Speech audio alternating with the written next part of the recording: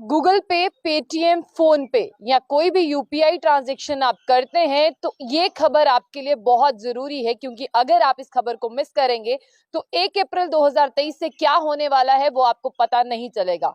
फिलहाल 2 दिन की अगर बात करूं तो उसके बाद जो है 1 अप्रैल 2023 का वो दिन आने वाला है जब गूगल पे, फोन पे इस्तेमाल करने वाले और पेटीएम इस्तेमाल करने वाले या कोई भी यूपीआई ट्रांजैक्शन करने वाले लोगों की जेब पर कैंची चलने वाली है।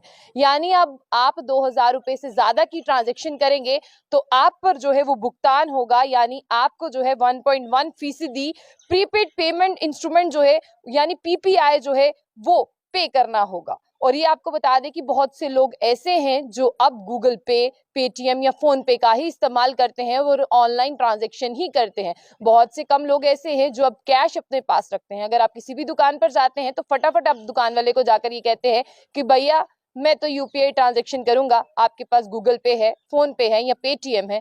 तो बस आपको ये बता दें कि जिस तरह से डिजिटल इंडिया की ओर कदम बढ़ाए थे लोगों ने, और अब ऐसा आंकड़े माने जा रहे हैं कि बहुत से कम लोग ऐसे हैं जो कैश दुकान पर देते हैं और ज्यादातर लोग ऐसे हैं जो ऑनलाइन ट्रांजैक्शन करते हैं। अब उनकी जेब पर जो है वो कैंची चलेगी। 2,000 रुपए से नीचे की अगर आप ट्रांजैक्शन करते हैं तो आप बच जाते हैं। अगर आप 2,000 ऊपर से ट्रांजैक्शन करते हैं तो आप पर जो है 1.1% प्रीपेड पेमेंट इंस्ट्रूमेंट यानी पीपीआई लगाने की सिफारिश की गई है। और आपको ये भी बता दें कि पेमेंट कॉर्पोरेशन ऑफ इंडिया ने जो है ये कहा है कि बिल्कुल ऐसा ही होना चाहिए, क्योंकि बढ़ती हुई दरों के साथ इसका फायदा जो है वो सीधा बैंकों को होने वाला है। एक खबर हमने आपको बताई थी, हमने आपको बताया था कि बैंक जो है वो लगातार घाटे में चल रहे हैं। हो सकता है कि इसका ये मतलब हो कि national payment corporation of India ने जो है ये एक तोड़ निकाला है कि इसके हिसाब से जो है वो बैंकों को थोड़ा सा अपग्रेड किया जाए। लेकिन आपको ये बता दें कि ये जो 2,000 की ट्रांजैक्शन से ऊपर 1.1% जो है ये पीपीआई लगने की सिफारिश दी गई है,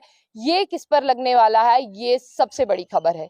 ये कस्टमर पर नहीं लगने वाला। यानी अगर आप किसी दुकान पर जाते हैं, आप दुकान से कोई सामान खरीदते हैं या आप यूपीआई ट्रांजैक्शन करते हैं तो ये आप पर नहीं लगने वाला, ये मर्चेंट पे लगने वाला है। यानी आपको ये बता दें कि ये ट्रेडर पे लगने वाला है, जिससे आप सामान खरीद रहे हैं, आसान से भाषा में बताते हैं, ये जो है उस पर लगने वाला है। अब वो क्या कहता है आप वो भी सुनिए। आप सब लोग जानते हैं कि 1 अप्रैल 2023 से न्यू फाइनेंशियल ईयर शुरू होने वाला है।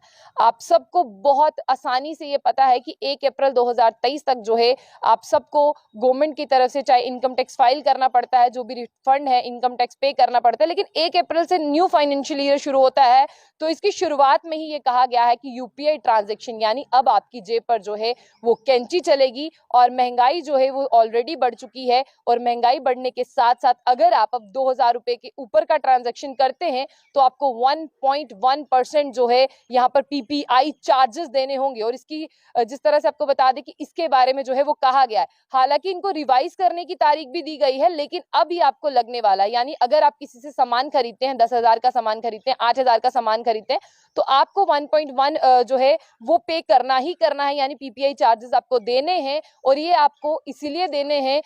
आपको ये भी बता दें कि इसके बाद में जो है ये एनपीसीआई ने ये कहा है कि ये जो है उनसे लिए जाएंगे, यानी दुकानदार से लिए जाएंगे। लेकिन अब दुकानदार के मूड पर डिपेंड करता है, क्या दुकानदार ये बढ़े हुए चार्जेस जो है वो आपसे लेता है या नहीं लेता है। अगर आप किसी साइबर कैफे वाले के पास भी जाते हैं तो साधारण सी एग्जांपल है, अगर 1,000 का फॉर्म होता है वो आपसे 1,100 या 1,100 से ऊपर ही पैसे लेता है। वो इसीलिए लेता है क्योंकि वो साफ तौर पर ये कहता है कि इतने चार्जेस जो है वो बैंक हमसे काटता है, यानी बैंक उनसे ये फीस काटता है, तो इतने चार्जेस भी वो साइबर कैफे वाला आपसे ही लेता है। तो आपको ये भी बता दें कि इसमें अब उस दुकानदार पर डिपेंड करता है, क्या दुकानदार जो है वो आपसे ये फी लेना चाहता है या नहीं लेना चाहता है, या दुकानदार अपनी जेब से भरेगा। लेकिन इसके साथ साथ आपको ये भी बता दें कि ये भी कहा गया है कि 1 अप्रैल 2023 से जो है इसे लागू किया जा रहा है। और 1 अप्रैल 2023 की अगर बात करते हैं तो उसमें ये भी कहा जा रहा है कि ये दुकानदार से लिए जाएंगे। अब बहुत से लोग जो हैं उनमें पैनिक क्रिएट हो चुका है, लोग कह रहे हैं कि ऐसा क्यों किया जा रहा है जबकि ऑलरेडी हम हर एक चीज जो है वो टाइम टू टाइम जो है वो पे करते हैं।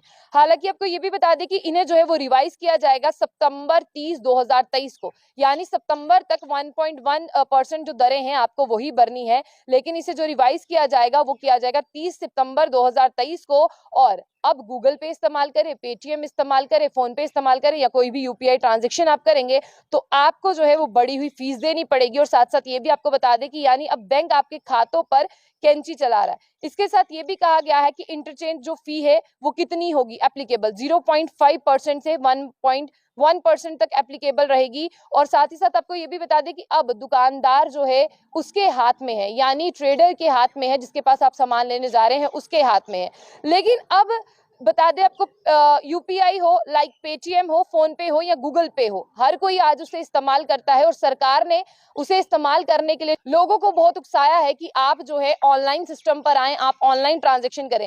लेकिन आज लोगों ने ऑनलाइन ट्रांजैक्शन शुरू करना शुरू किए हैं और आज जो है यहाँ पर आप देखिए कि बैंकों ने जो है वो कटौती करना शुरू की है। और फाइनल डिसीजन आपको बता दें रिजर्व बैंक ऑफ इंडिया का है, जिसमें ये कहा जा रहा है कि एनपीसीआई जो है अपना प्रपोजल सबमिट कर चुका है और बहुत जल्द 1 अप्रैल 2023 से आपको बढ़ी हुई दरें जो है वो देनी है। लेकिन आपको बता दें कि इसे रिवाइज करने का वक्त जो है सितंबर 20 2023 को रखा गया है और इसके साथ ये कहा गया है कि 1 अप्रैल 2023 से जो है आपकी जेब पर कैंची जरूर चलेगी। और कोई भी दुकानदार जो है ऐसा नहीं लगता कि फ्री में आपको कहेगा कि आप ये दे। हाँ, दुकानदार आपको कह सकता है आप कैश दे दे या क्रेडिट कार्ड या डेबिट दूसरा कार्ड आप इस्तेमाल कर ले, अपना एटीएम इस्तेमाल कर ले, लेकिन जैसे आप ऑनलाइन ट्रांजैक्शन करेंगे तो वो अपनी जेब से जो है इतनी ज्यादा रकम जो है वो नहीं भरेगा। 1.1